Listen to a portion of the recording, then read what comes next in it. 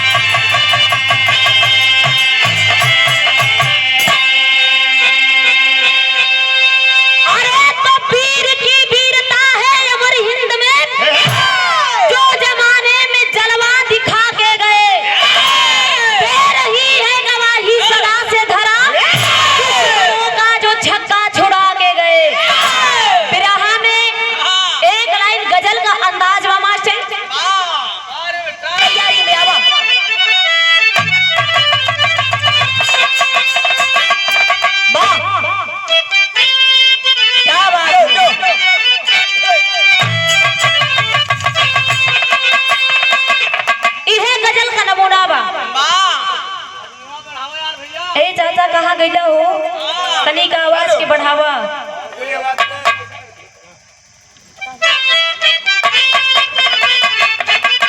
क्या बात है, हारमोनियम और ढोलक के दोनों।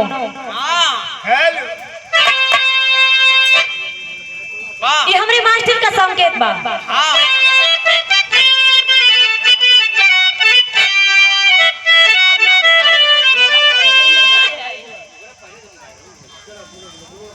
नमो बता दे, नमो बता दे भैया। बड़े भैया शोभनाथ यादव प्रधान जी, आप प्रधान जी के द्वारा 200 रुपया से सम्मान। बहुत बहुत बड़ी प्रणाम। ये बिरहा में ही अब वापस ना जाए जाएगा, अब बल्कि बाद में हो जाएगी। लेकिन कहना बा कैसे,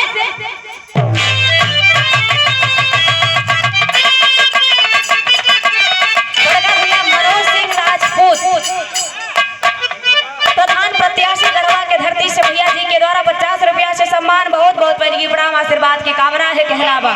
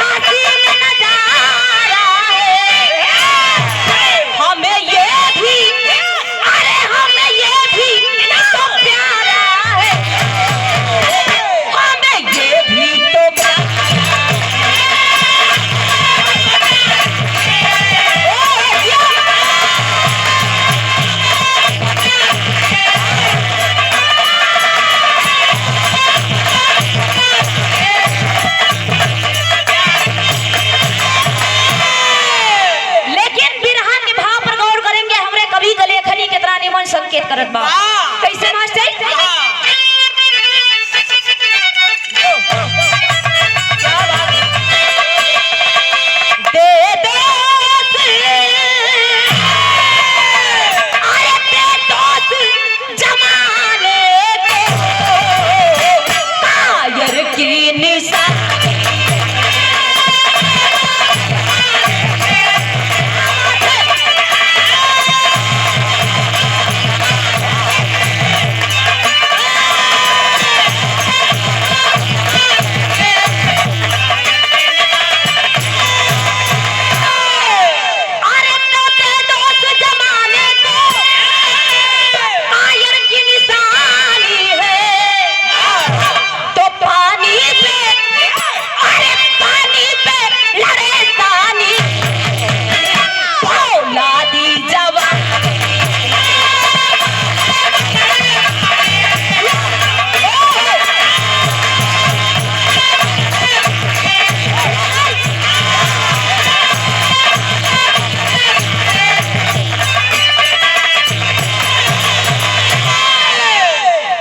लेकिन बिरहा पे गौर करिहन, बिरहा के कहानी होवे से शुरुआत होखत बा। बिरहा मां कैसन मास्टर तनिका उठाए के देदा जौहरी के शहर में कहना है तनिका आज अब बुल्लू गुरुजी वाली पे। अरे वाह, बड़ी बढ़िया और से आप लोगन के जौहरी शहर में सुने के मिलन त तनिका हमरो तरफ से सुन लेही जा। कहना है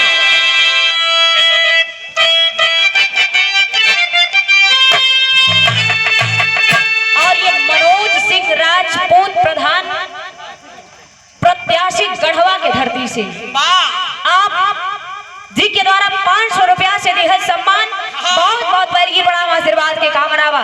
मास्टर तरीका उठाए के दाओ।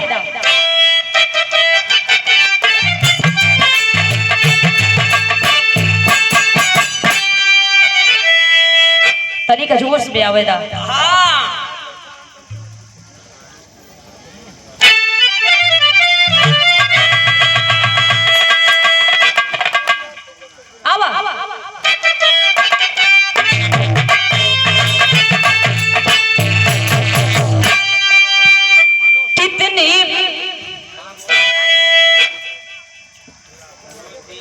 और ये मनोज सिंह राजपूत प्रधान प्रत्याशी गढ़वा के धरती से 50 रुपया से सम्मान बहुत बहुत बड़ी प्रणाम आशीर्वाद के कामना बा। कहना है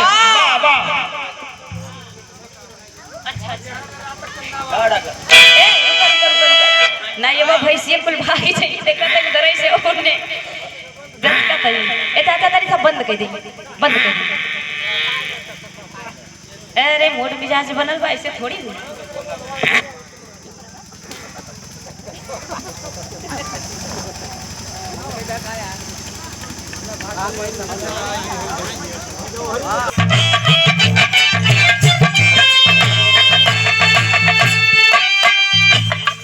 कितनी पावन वो धरती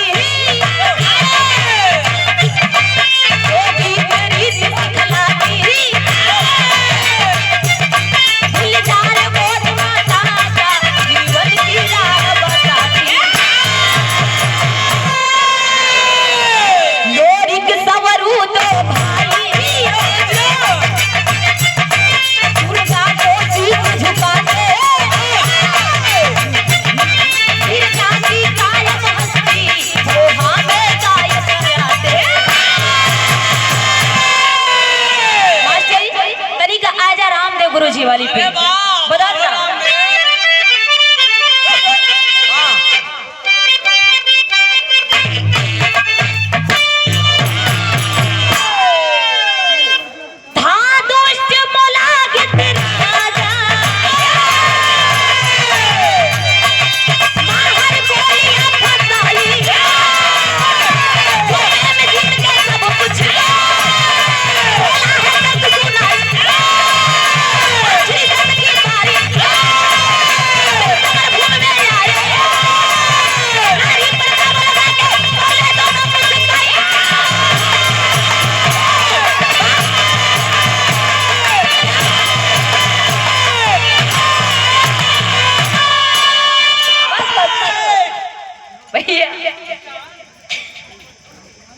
हम का कैसन दौड़त हुए वो।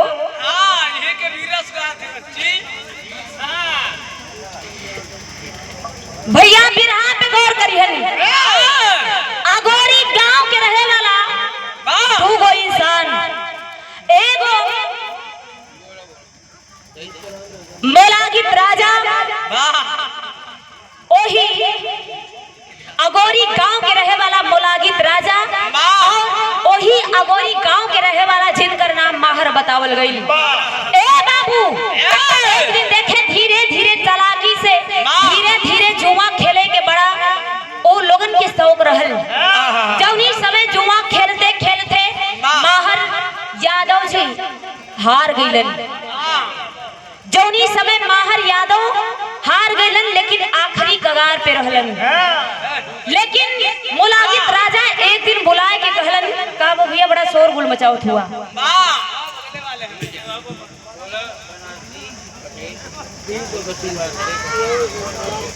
और बड़े भैया बनारसी पटेल जी और शिव आश्रय पटेल जी भावी जिला पंचायत जब आखिरी शर्त बचल तब मोलागित राजा बुला करके माहर के कहलन की देखा आखिरी शर्त का काहे ना आखिरी शर्त में भी लगावल जाओ। इस शर्त में तू हार गईला ता आपन मेहरारू हमरे घरवा भेजबा। और काहे बदे भेजे के कहलन कि अगर तू हार जेबा ता आपन मेहरारू हमरे घरे भेजबा तो हमरे घरे जाके चूल्हा पर चौका बर्तन करी। अगर हम हार जाई तो आपन मेहरारू तोहरे घरे भेजब। आए है बाबू हो चालाकी से मोलागित राजा फंसा लेता है और जोनी समय मोलागित राजा फंसा लिहलन। मोलागित राजा शर्त के जीत लिहलन। जौनी समैया माहर यादव अपने घरवा के तरफ चललन एगो बात कहलन बुलाए के। मोलागित राजा कहे लगलन ठीक माँ। जोग बस देखे मोलागित राजा जब देखलन माहर यादव जी के पत्नी के तब गर्भवती बाड़ी। जौनी समय मोलागित राजा देखलन गर्भवती में तब माहर यादव के बुलौलन और बुलाए के कहलन की देखा तोहरे मेहरारू के तो हम ना ले जाई लेकिन याद रहे मेहरारू के तोहरे लड़का पैदा होई तो हम अपने घरे लेके जाई गैया भैंसिया का गोबर पानी करवाई। अगर बेटी पैदा होई तो वही तरह जौरे खातिर तोहरे मेहरारू के कहले बानी कि ले जाके चूल्हा चौका बर्तन करवाई नौकरानी बना के रखब। और देखे बाबू जोनी समय तनी बतिया के सुनलन मान के माहर यादव अपने घरवा चल दिहलन। धीरे धीरे समय बीते लागल भइल का मास्टर गीत लागल।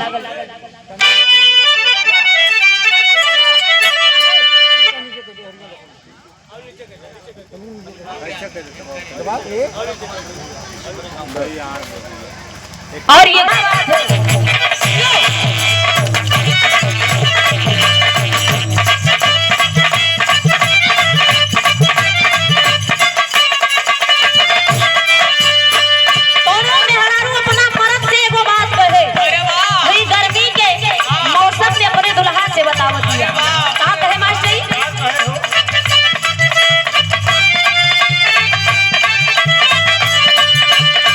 मैं तो प्यारी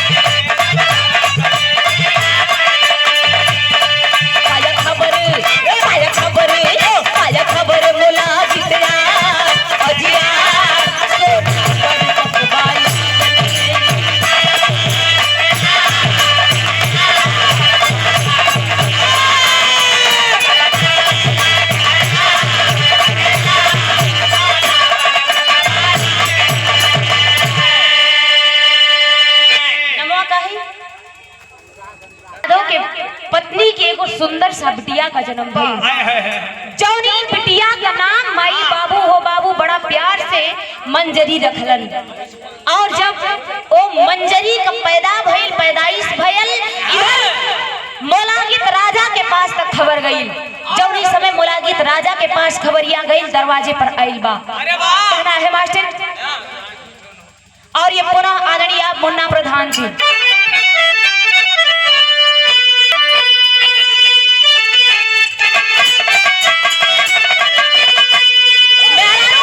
से कह दिया, अरे हीरा जरा दा,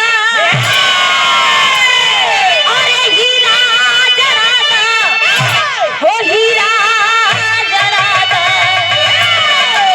तो हमार पाए जेब राजा हीरा लेकिन नहीं देखी जोरी समय मुलागित राजा के पास खबरिया गई। मुलागित राजा जब दरवाजे पर आइल बा, ओ समय के कवि के लिखे के पड़ल कैसे मास्टर? आदरणीय मुन्ना प्रधान जी गढ़वा के धरती आयल, आए माहरी के द्वारे, अरे माहरी के द्वारे कहेला पपिया कहा बिटिया।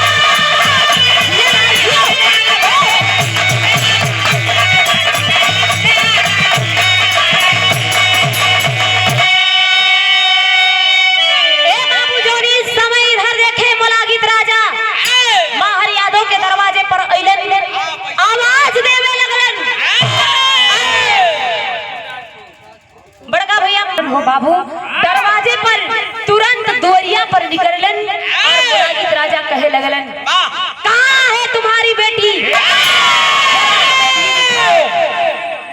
जौनी समय तनी बतिया के सुनलन बाबू माहर यादव जाके बिटिया के लेके अइलन अपने गोदिया में। आप गार्जियन स्वरो मुन्ना प्रधान जी गढ़वा के अंदर से बिटिया के लेके अइलन अपने गोदिया में लेके। जौनी समय गोदिया में उलैकी बिटिया के देखलन, मुलागित राजा मोहित हो गइलन। जौनी समय देखलन हाथ में एगो कलाई में धागा बांध के और कहे लगलन, आज से ये तुम्हारी बेटी हमारी अमानत है। अगर आज के बाद अगर समय आई तो हम तोहरे बिटिया के अपन रानी बनाई। अगर हमारे सिवा आज के बाद ये बिटिया के ऊपर तोहरे लड़की के ऊपर केहू नजर गड़ाई तो बुरा कोई ना हुई। जौनी समय बतिया के कह के तना बात के कही के मुलागित राजा वापस चल गइलन। धीरे धीरे समय बीते लागल और ये मुन्ना प्रधान जी गार्जियन गढ़वा के धरती से 101 रुपया से सम्मान, बहुत बहुत पहली प्रणाम आशीर्वाद की कामना बा। कहना है मास्टर,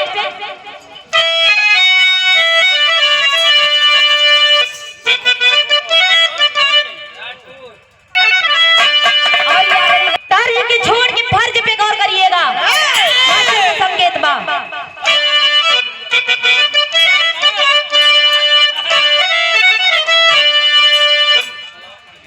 नैया पड़ल बा,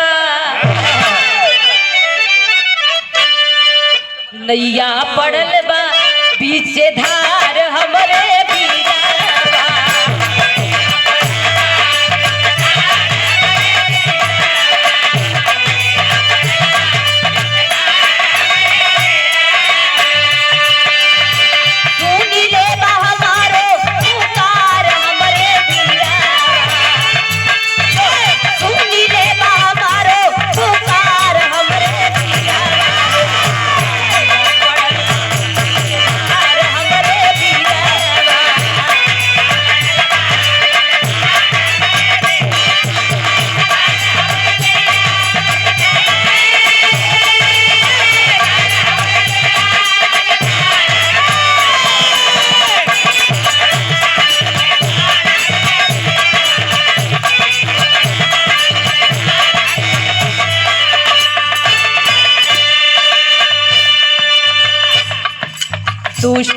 भागित जबरी लूटल चाहे पनिया।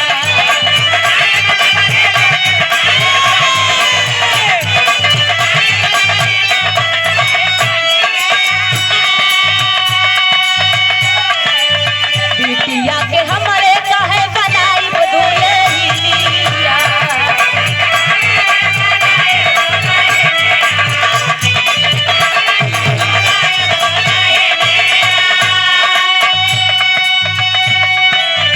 सोनी ले बहा मारो पुकार हमरे बीरवा।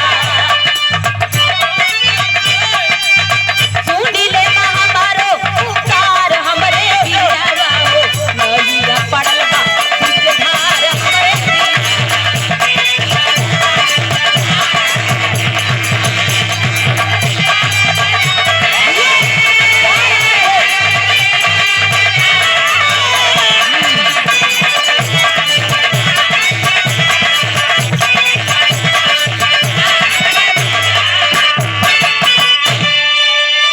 और ये पूरा गार्जियन स्वरूप मुन्ना प्रधान जी गड़वा तब बाप के ऐसे भला कौन बाप हो खेलन कि अगर घर में बेटी या बेटा सयान होखे लगलन तो माई और बाप के टेंशन ना होखेला। हर एक बाप के हर एक पिता के और माता के टेंशन होखेला, चिंता होला कि हमार बिटिया हमार बेटा सयान होखे बा, काहे न अपने बेटी या बेटा का विवाह कर दिहल जाओ। इधर जौनी समय तो ये बा आखिर में हम अपने बिटिया का विवाह करी तो करी कौन घर में। गांव जवार में जेने भी जाए इधर चिंता ही चिंता में टेंशन में एकदम माहर यादव टेंशन में रेंगत बाड़न। आए है इधर उदास देख करके गांव जवार का लोग पूछे लगलन कि आजकल देखत बारी कि बड़ा माहर यादव बड़ा उदास में चलत बाड़न, काहे ना चल के ही उदासी का कारण पूछल जाओ। जब जाके जौनी समय जाके माहर यादव से बतिया के पूछलन, सारी बतिया के बतौलन हो बाबू। तब गांव वालन के माध्यम से पता चलल कि एगो गड़गौरा गांव में दूगो हीरे कलाल बाड़न जिनकर नाम संवरू और लोरिक बा। जौनी समय बतिया के सुनलन चिट्ठी के माध्यम से वो गड़गौरा के खातिर वो गड़गौरा में भेजवलन दोनों लाल खातिर वो वीर लोरी के खातिर। वीर लोरी के माई दुर्गा का बहुत बड़ा भक्त रहलन। जौनी समय चिट्ठिया गइल वो गड़गौरा में मास्टर चिट्ठी के देखलन वीर लोरी अहिरे कलाल गीत लागल कहना बा।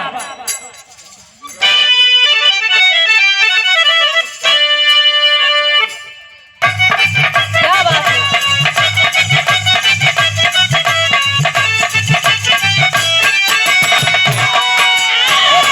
हमार बिरहा चढ़ जात बा।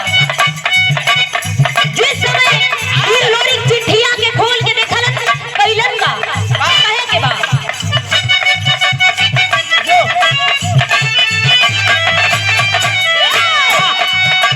साजा के बाराती नौजवान चलिए, साजा के बाराती नौजवान चलिए, प्यार करी यार पहलवान चलिए।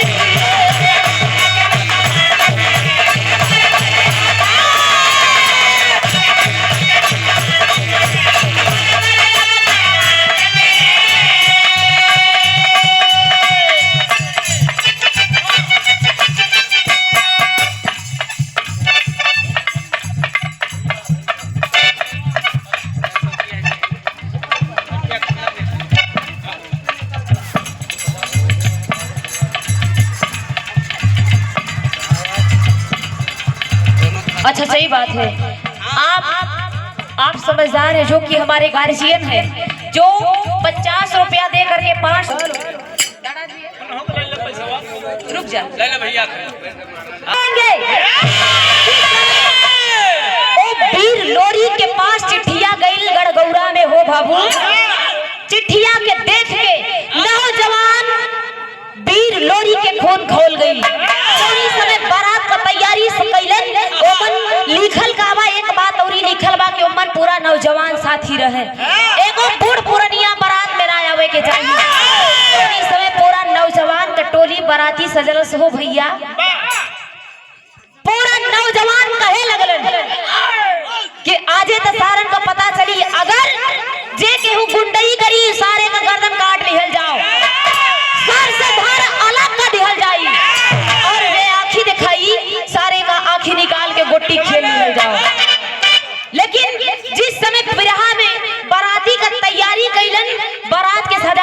चलन मास्टर तेरी का भाव बा।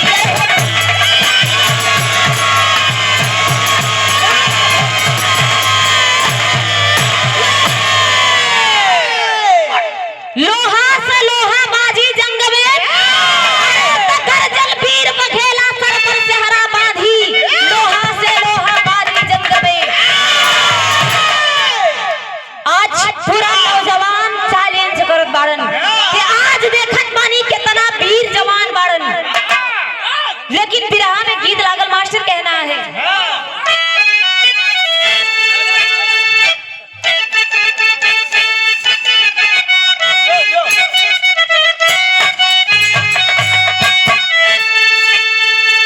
जिस समय गणगौरा से बारात सच के अगोरी गांव में बारात आइल बा, मास्टर का संकेत बा।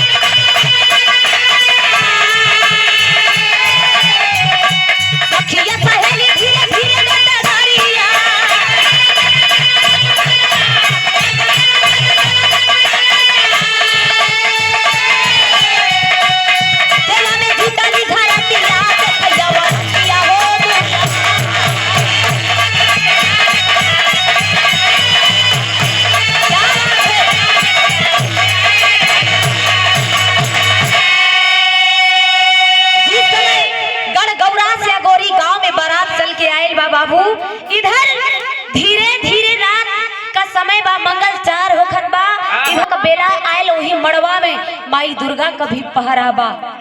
इस समय माई दुर्गा वही मड़वा में सब कुछ देखत बाड़ी। मंगल चार भयल, सिंदूरदान भयल, जब धीरे धीरे रात बीतल, धीरे धीरे समय आयल, सुबह का बेला विदाई का बेला भयल।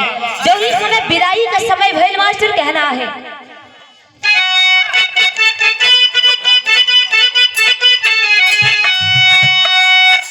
और ये बड़का भैया मनोज सिंह राजपूत जी प्रधान प्रत्याशी गढ़वा के धरती से 50 रुपया से सम्मान, बहुत बहुत बड़ी प्रणाम।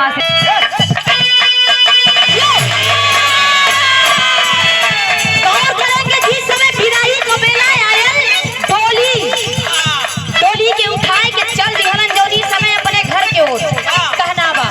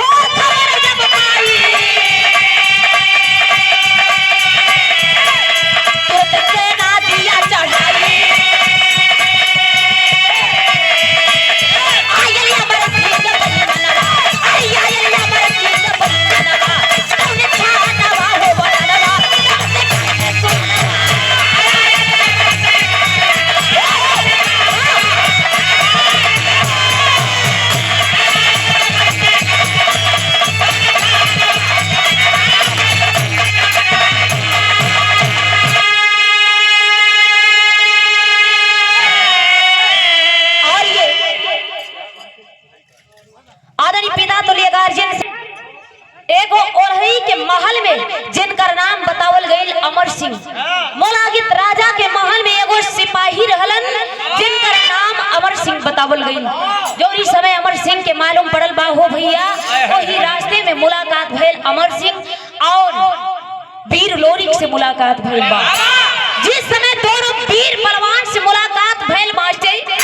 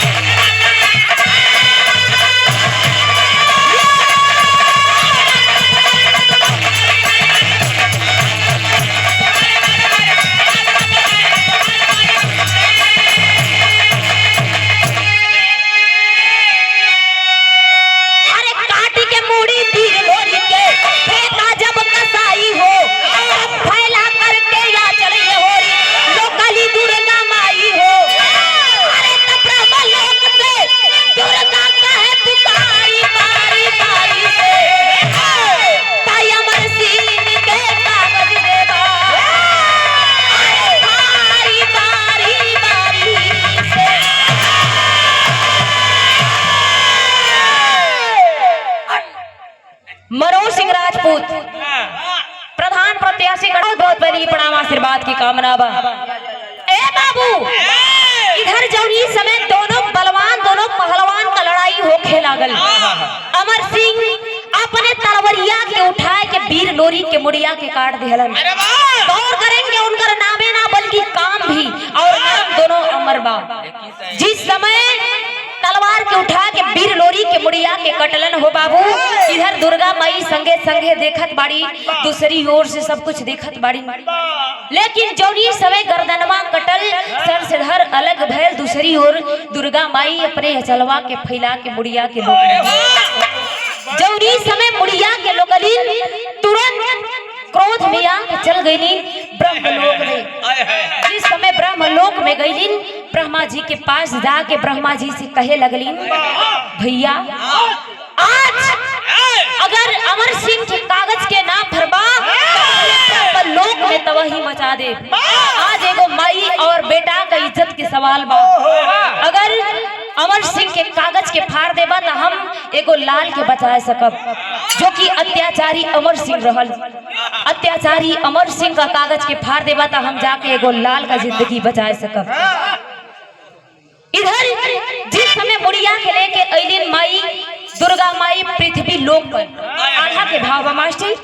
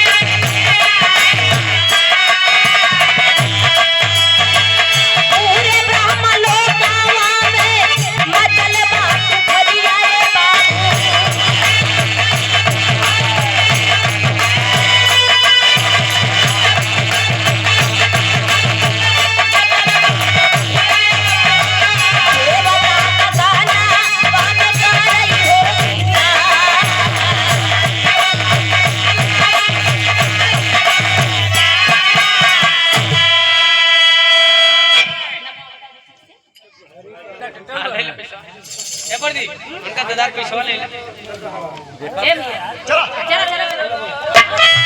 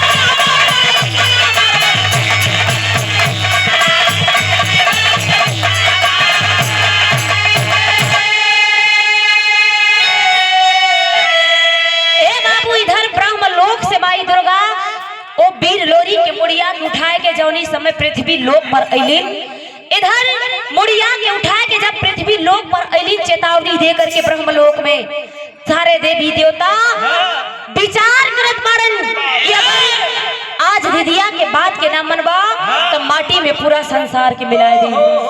तवाही मसली आई। ई अमर सिंह के कागज फट गईल बा। ए भैया इधर देखी, जौनी समय माई दुर्गा उधर ब्रह्मलोक में चेतावनी दे करके पृथ्वी लोक पर अलिन, इधर सारे देवी देवता ब्रह्मलोक में विचार करत बाड़े और ब्रह्मा जी से कहत बाड़े कि अगर आज दीदिया के बात के ना मनबा तब पूरे संसार के माटी में मिलाए दे। इधर जौनी समय माई दुर्गा मुड़िया के लेके अपने हई अचलवा में पृथ्वी लोक पर अलिन, वीर लोरी के मुड़िया के और सर से धर के इकट्ठा करके अपने अंगुरी के काट के अमृत चुऔलिन। जौनी समय एक बूंद माई दुर्गा अमृत के चुऔलिन, तुरंत अहिरे लाल वही धरती पर उठ के खड़ा हो गईलन और ललकार करके बोलते हैं,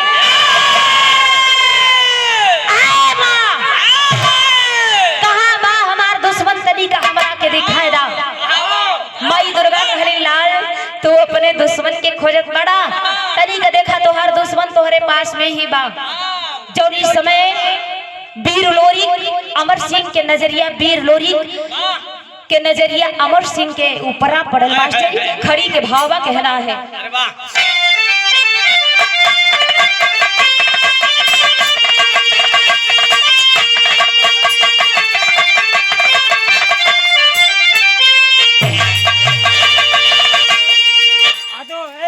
अरे उठा के खंजरी काट दिए अमर के सिरवा, कायम वही ले निशानिया धरा के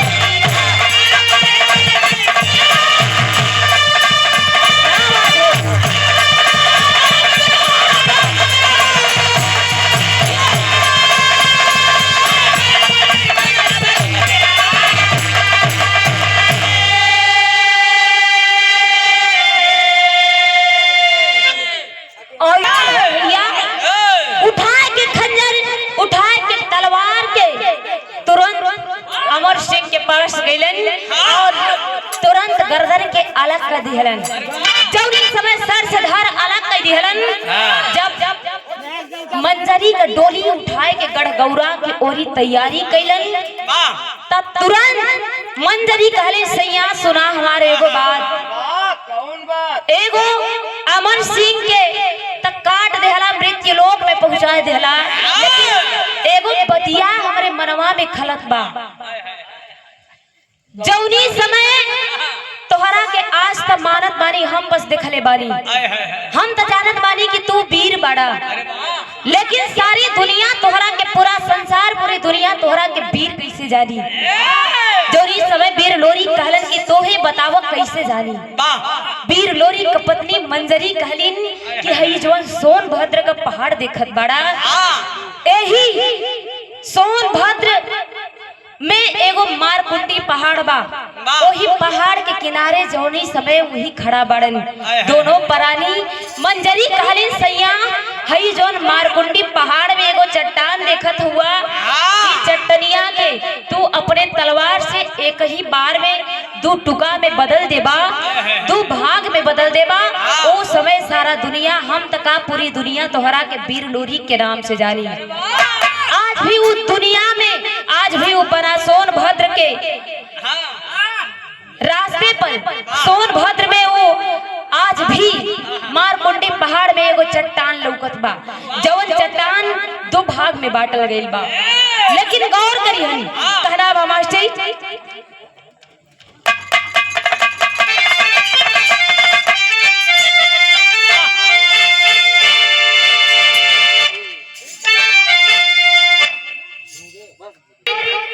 मार के इधर दो भाग में बदल दी हलन, डोली उठाए के गढ़गौरा में आ गईलन और जौनी समय गढ़गौरा में अइलन, लेकिन एक प्रमाण और मिलत बा। प्रमाण का मिलल मास्टर? कहना बा आखिरी भाव बा, कीर्ति गवाई जबले धरती बा कायम, अरे ओन्हई के अंश